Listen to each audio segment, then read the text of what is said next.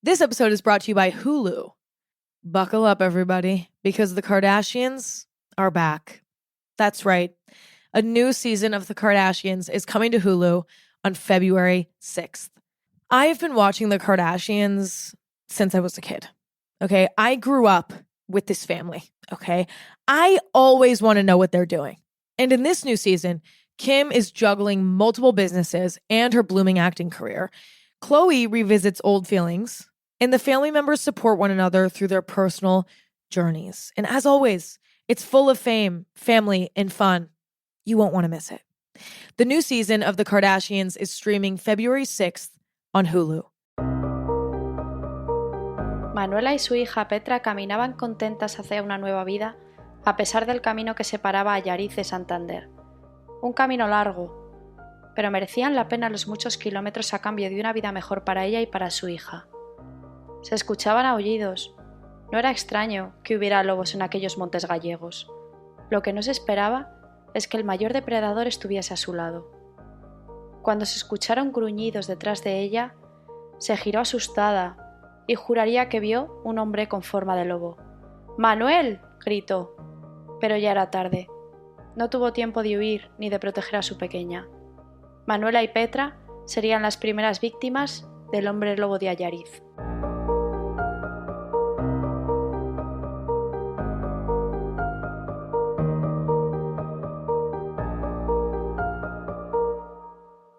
Bienvenidos a un nuevo episodio de Criminología en Serie. Mi nombre es Alejandra Lavín y hoy, con motivo de que la noche de Halloween está ya muy cerquita, os voy a pedir que utilicéis la imaginación y que os adentréis en los bosques mágicos de Galicia, tierra de leyendas, meigas y al parecer también de hombres lobo. Manuel Blanco Romasanta asesinó entre 1845 y 1852, cuando finalmente en este último año fue detenido. Fue confeso de 13 asesinatos durante el siglo XIX y se ha considerado el primer caso documentado de licantropía clínica. Después explicaremos qué entendemos por esto de licantropía clínica, ¿de acuerdo? Romasanta es considerado como una representación real del sacamantecas en Castilla o del hombre del unto en Galicia. Estas leyendas que hemos escuchado 1.000.000 de veces, ¿no? Y con las que se asustarán los niños de duérmete o vendrá el hombre del saco a por ti. Bueno, pues Romasanta es una representación real de estas leyendas.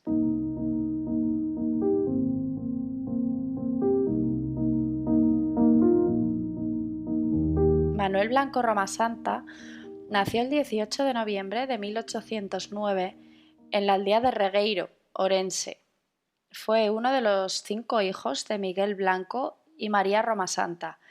Medía aproximadamente como 1,40, era rubio y de facciones muy femeninas. Ya nada más nacer, Romasanta tiene una peculiaridad, que es que en su partida de nacimiento aparece como Manuela, ya que sus padres no tuvieron claro el sexo del bebé. El forense Fernando Serrulla, investigando a Romasanta, ha hablado de una especie de pseudo-hermafroditismo femenino, que es una forma de estado intersexual en el cual los genes viajan de padres a hijos.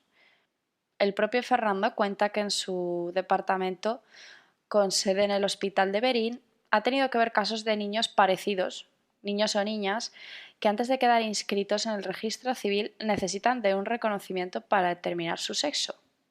Tenemos otra opinión por parte de José Ramón Mariño, que apuntó la posibilidad de que Romasanta fuera en realidad una mujer y no un hombre, y que lo que consideraron un micropene como órgano sexual fuese en realidad un clítoris muy desarrollado. ¿Qué fue en realidad Romasanta? ¿Un hombre? ¿Una mujer? Por desgracia es algo que nunca vamos a saber. Solo podemos suponer, y va a ser un misterio de tantos otros que rodea a la leyenda de Romasanta. Pero hablemos un poco de su vida. Manuel fue muy instruido para su época, ya que sabía leer y escribir, pero también cosía y bordaba, por lo que trabajó como modisto. Contrajo matrimonio a los 22 años, pero su esposa falleció como un año después de casarse con él. Se cree que no tuvo nada que ver con su muerte. A partir de ese momento, comenzó a dedicarse a la venta ambulante.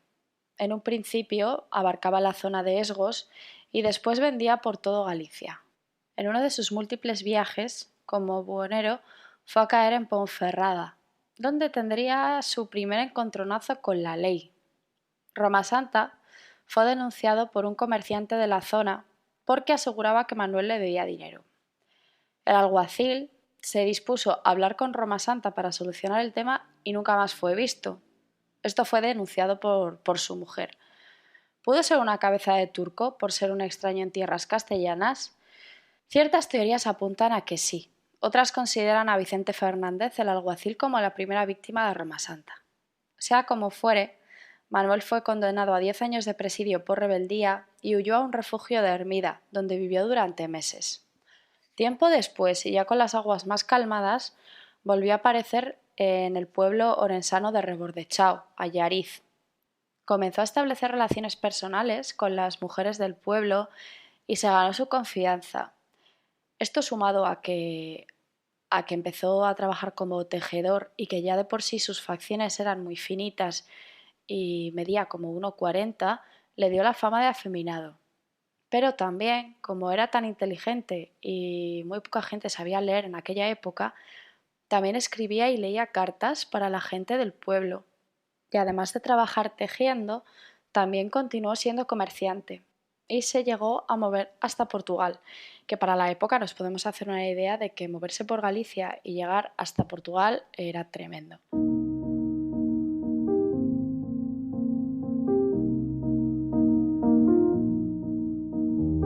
Corría el año 1846 cuando Manuela, divorciada y seguramente harta de aguantar miradas de desprecio por tal escándalo que supondría en la época, tenía la esperanza de encontrar una nueva y mejor vida junto a su hija Petra, por lo que vendió todos sus bienes y puso rumbo a Cantabria, acompañada por el conocido y encantador buhonero del pueblo, Manuel Blanco Romasanta. Nunca más se volvió a ver a Manuela y a su hija. A su vuelta a Allariz, Roma Santa, después de haber supuestamente acompañado a Manuela y a Petra a Cantabria, aseguró a sus parientes que ambas estaban colocadas en Santander en casa de un cura y que les iba estupendamente.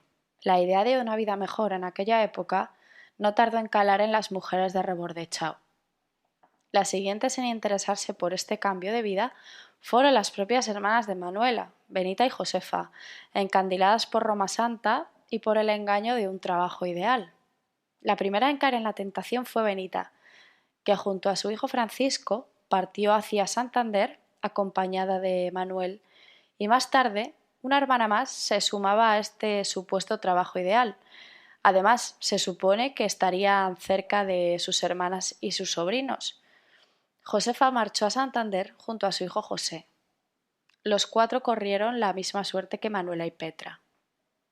Las últimas víctimas conocidas de Roma Santa fueron Antonia Rúa junto a sus hijas Peregrina y María, que siguieron a la marcha de Josefa y su hijo.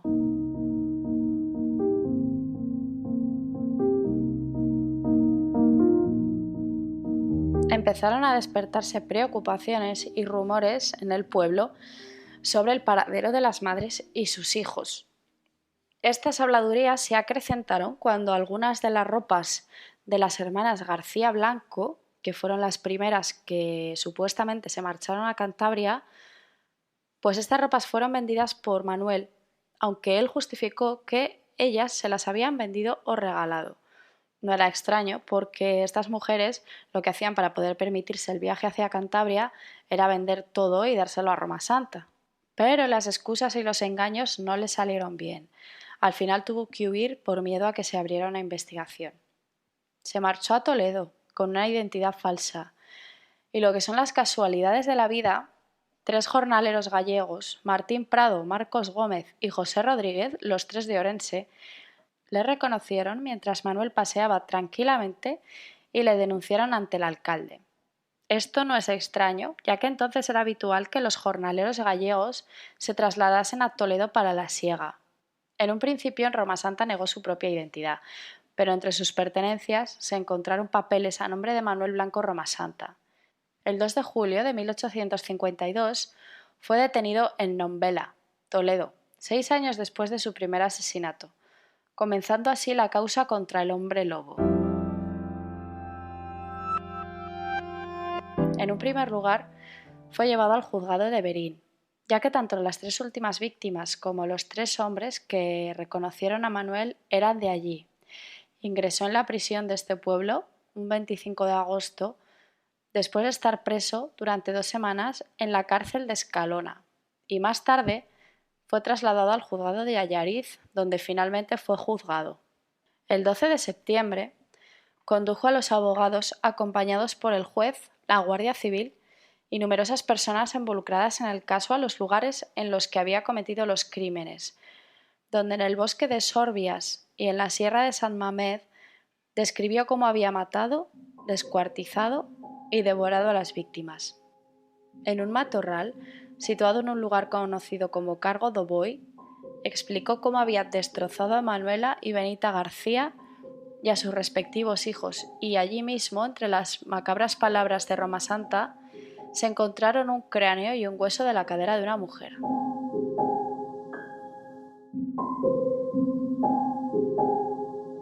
Entre las pertenencias que le fueron requisadas había un pasaporte a nombre de Antonio Gómez, por quien Roma Santa se hacía pasar en Toledo, cartas de las víctimas que supuestamente escribían a su familia. Estas cartas obviamente las escribía Roma Santa para no levantar preocupaciones entre los familiares, un calendario lunar y la carta de un galán a su dama, ya que encandilaba a las mujeres con coplas, cambiando el nombre de la mujer según la ocasión. A todas ellas confesó haberlas matado junto con sus hijos menores cuando las transportaba hacia una vida mejor y un empleo prometido en Santander o, en ocasiones, en Orense. Se dice que a las víctimas les sacaba el sebo para venderlo después, ya que en los libros de alquimia de la época las virtudes del sebo de difunto eran para tratar la epilepsia o la alopecia, entre otras virtudes.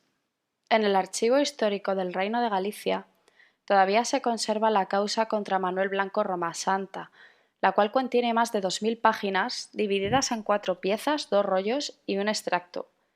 En la causa número 1788, denominada Causa contra el hombre lobo, Manuel Blanco Roma Santa declaró lo siguiente: la primera vez que me transformé fue en la montaña de Couso. Me encontré con 2 lobos grandes con aspecto feroz. De pronto me caí al suelo. Comencé a sentir convulsiones.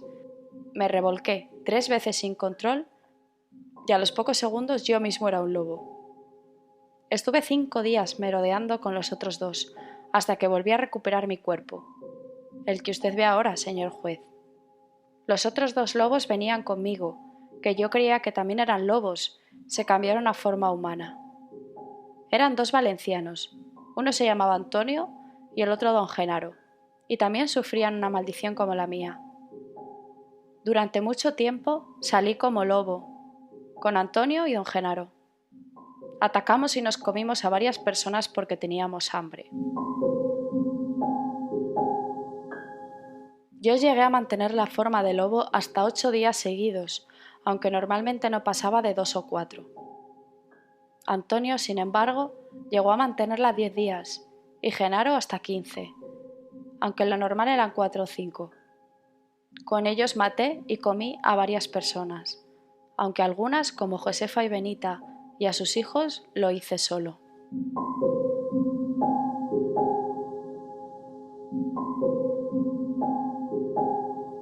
Manuel dijo convertirse en lobo durante 13 largos años y sentir arrepentimiento después, ya que se acordaba perfectamente de todo lo ocurrido. Cuando ya había matado es cuando saqueaba a las víctimas para quedarse con todo lo que tuvieran de valor. Declaró haber matado a 13 personas, pero finalmente se lo condenó por 9. Los cadáveres nunca fueron encontrados, aparte del cráneo y el huesecillo de la cadera que ya he mencionado antes. No es de extrañar, ya que habían pasado 5 años desde los crímenes, que los animales dieran buena cuenta del resto de los cuerpos y de los huesos y no quedara, obviamente, ni rastro. En su momento, dadas las declaraciones del acusado, el fiscal ordenó un análisis psiquiátrico. 6 profesores de medicina de Allariz examinaron al hombre lobo, con objeto de dictaminar si Manuel era un loco que se creía lobo o era consciente de sus acciones y se estaba inventando una historia. El resultado de estos análisis se encuentra en el segundo rollo en la página 209 y dice que Manuel Blanco no es idiota, ni loco, ni monomaniático, ni imbécil, y es probable que si fuera más estúpido no sería tan malo. No hay en su cabeza ni en sus vísceras motivo físico que transforme el equilibrio moral, ni el más mínimo vestigio de haber perdido jamás la razón, pero sí la bondad. ¿Qué es Manuel Blanco? Sus hechos están en contradicción con la razón o la moral. Sus sentidos y juicio son despejados y rectos. Conoce lo bueno, lo verdadero y lo justo. Obra por un fin moral calculado y reflexionado. Para tal fin, dispone y combina los medios con sagacidad, aplomo y tacto. Este es un cuerdo que ahuyentó del corazón la sensibilidad, su más bello patrimonio y los sentimientos de humanidad. En la página 217, el abogado alegó: en la causa que origina su mal, esto es una maldición paternal, un mal efecto de una rústica educación, de sus rudas creencias, de las preocupaciones vulgares sostenidas por mil y mil consejos y cuentos populares. Lo que viene a decir aquí el defensor de Roma Santa es que la educación religiosa y las creencias esotéricas le habían llevado a la creencia de que una maldición familiar lo había convertido en un hombre lobo y que su naturaleza de lobo le había llevado a hacer lo que hizo. Roma Santa finalmente aprobó el examen de médicos y psiquiatras y confirmaba su cordura legal. Además, más tarde, alegaría, en vez de sufrir una maldición, sufrir una enfermedad. También declaró recordar todo lo que había hecho, cosa que le hizo un flaco favor en el juicio y fue decisivo para su sentencia. El juicio contra el lobisome gallego duró aproximadamente un año.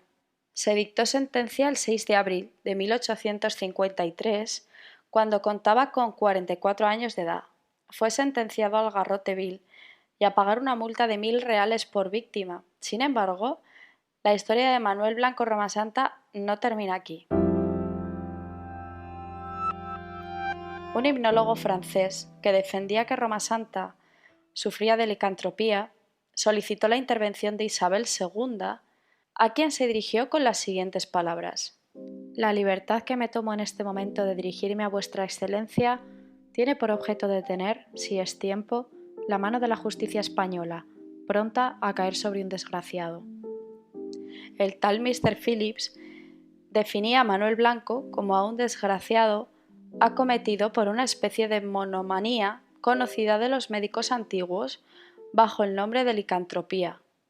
Afirmaba, de hecho, que cualquier ser humano podía ser víctima de esta enfermedad y aseguraba haberlo demostrado varias veces, habiendo provocado en personas serias y respetables trances en los que se creían lobos y otros animales, perdiendo en esos momentos el individuo la conciencia de sus actos completamente y moviéndose bajo el instinto de la identidad animal que se le hubiese impuesto. La carta en cuestión, hacia Isabel II, iba firmada por una decena de testigos que aseguraban haber presenciado las sesiones hipnóticas de Mr. Phillips, así como varios artículos de la prensa argelina que recogían varios experimentos realizados por el hipnólogo. Isabel II firmó una orden para liberar a Roma Santa de la pena capital, reduciéndose esta a perpetua. Así, el 24 de julio de 1853 se revoca la primera sentencia con una real orden que condena al lobisome a cadena perpetua. El profesor Pedro Mata Fontanet, que es el padre de la medicina forense, a raíz de este caso, habló de la necesidad de los médicos forenses en el año en el que se juzgó a Roma Santa. 8 años más tarde, en 1862, se crearon los primeros médicos forenses en Madrid. Es probable que este caso supusiera una revolución en el sistema judicial y policial de la época. Roma Santa no solo es considerado el primer asesino en serie español, sino que se puede decir que cambió la criminología española.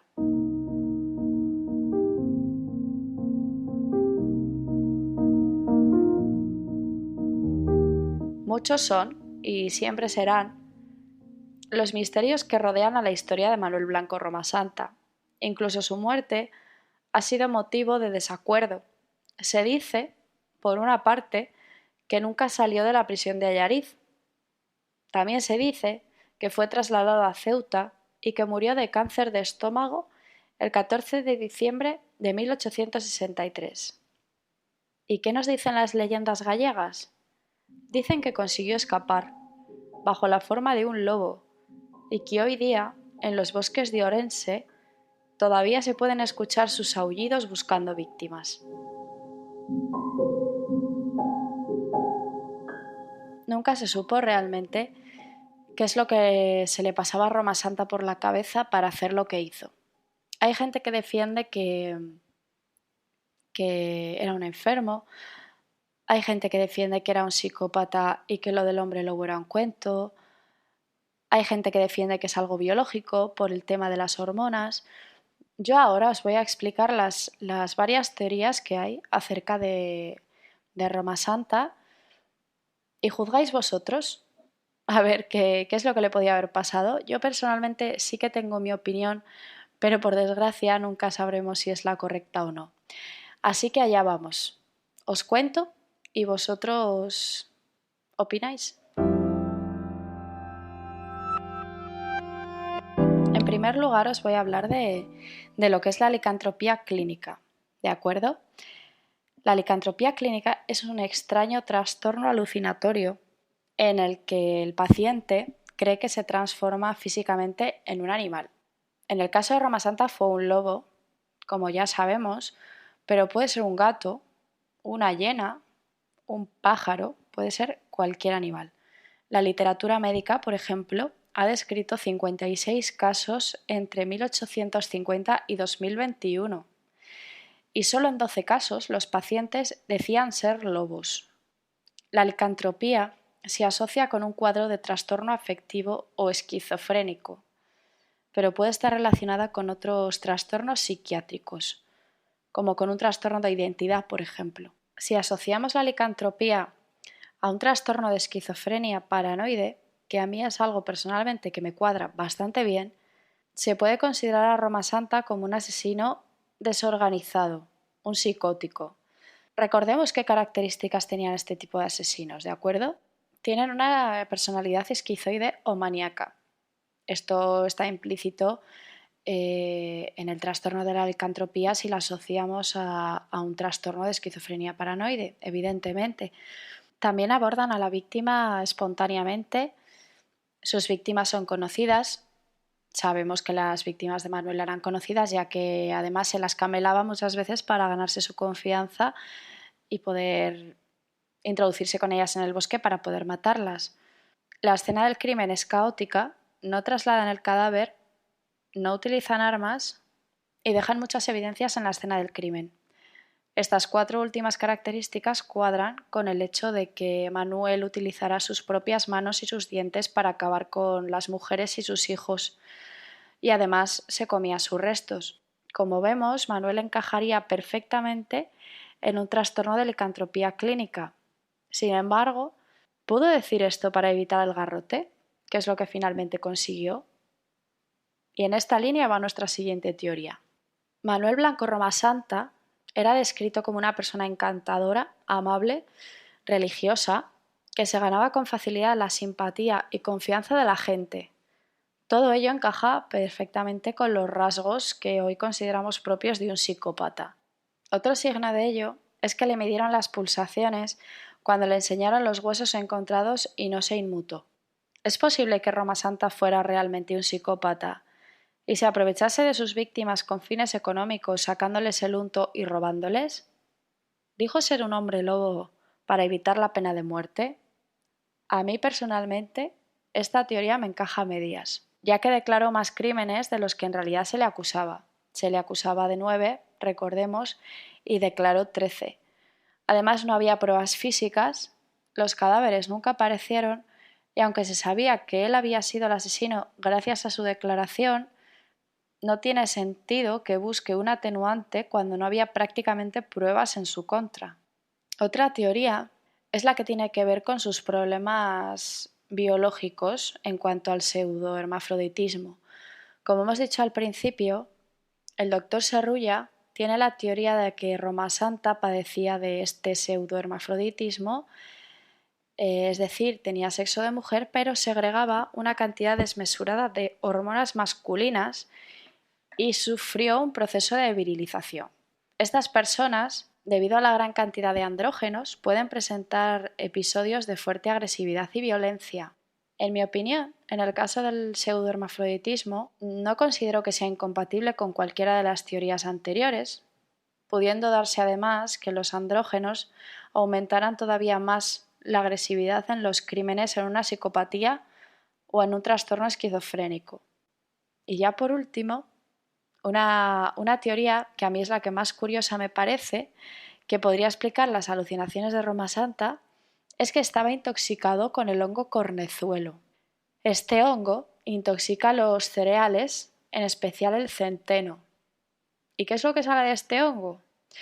Pues Albert Hoffman, en el año 1938, a partir de la ergotamina, una sustancia química que se obtiene del cornezuelo, sintetizó por primera vez el LSD. Así que ahí podría haber una explicación sobre las alucinaciones que tenía Roma Santa en cuanto a ser un lobo, ¿no? De hecho, se cree que las brujas de Salem tenían visiones y comportamientos extraños por esta misma intoxicación. Ellas, al igual que Roma Santa, pensaban que estaban malditas y en el juicio de Salem, una de las brujas declaró que el diablo se le aparecía en el bosque y que a veces tenía forma humana, otras de perro y otras de cerdo. Sí que se ven ciertas similitudes en el comportamiento de las brujas de Salem y en el comportamiento de Roma Santa, ya que nuestro lobisome presentaba síntomas como alucinaciones propias de la ingestión de este hongo. Durante los años de Roma Santa, el gobernador civil alertaba del riesgo de intoxicación por ingestión de alimentos en malas condiciones, en particular afectaciones con este hongo. La gente de aquella sabía que el cornezuelo era muy peligroso, pero cuando había hambre y bueno, y muchas veces pues se lo comían igualmente.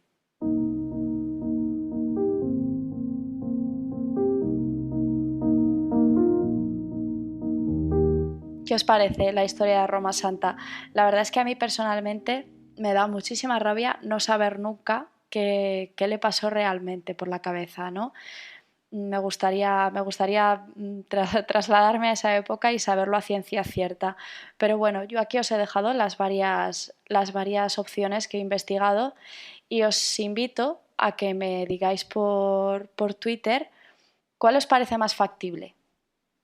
¿Y qué sería un Halloween, verdad? Si no os hablo de un mito o de una leyenda. En este caso, al hilo del lobisome gallego, hay una leyenda extendida por toda Europa que afirma que el séptimo hijo varón de una familia arrastra la maldición del hombre lobo.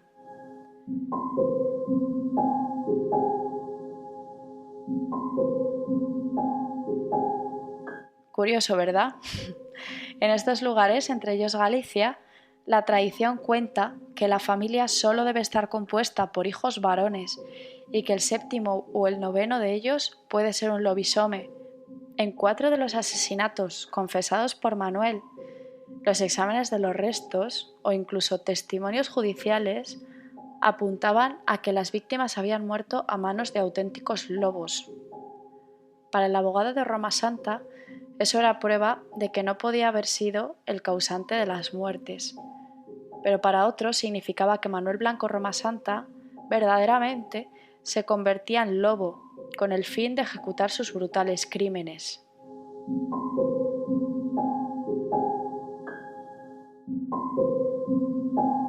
Se dice que aún se escuchan, en los montes de Orense, los aullidos del hombre lobo de Allariz, buscando nuevas víctimas a quienes devorar. Algunos historiadores consideran que Manuel Blanco Roma Santa es el origen de la leyenda del hombre del saco. pero otros asesinos también han sido señalados como causantes de esta leyenda rural extendida sobre todo entre los niños, ¿no? Lo que comentábamos al principio de que asustamos a los niños de vete a la cama o vendrá el hombre de saco a por ti, ¿verdad?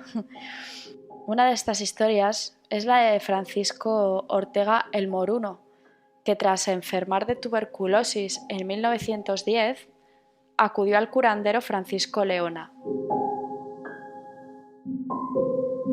Al parecer, Leona reveló que la única forma de curarse era beber la sangre de un niño y untarse en el pecho mantecas calientes.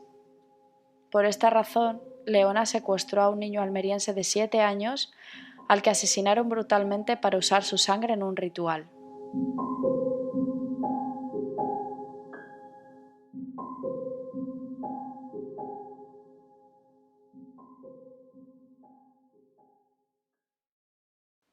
Y aquí termina el caso de Manuel Blanco Romasanta, el lobisome gallego que traspasó fronteras, el primer asesino en serie español y que cambió la criminología en nuestro país, del que nunca podremos tener todas las respuestas y del que por ese motivo siempre nos gustará pensar más en la leyenda que en la realidad. Muchas gracias por escuchar este especial de Halloween de Criminología en Serie. Espero que os haya gustado y, como siempre, espero también vuestros comentarios sobre el podcast en Twitter en @crimienserie. ¿Con qué teoría sobre qué le llevó a cometer los crímenes estáis más de acuerdo? A lo largo de la semana subiré curiosidades y fotografías sobre el caso del hombre lobo gallego.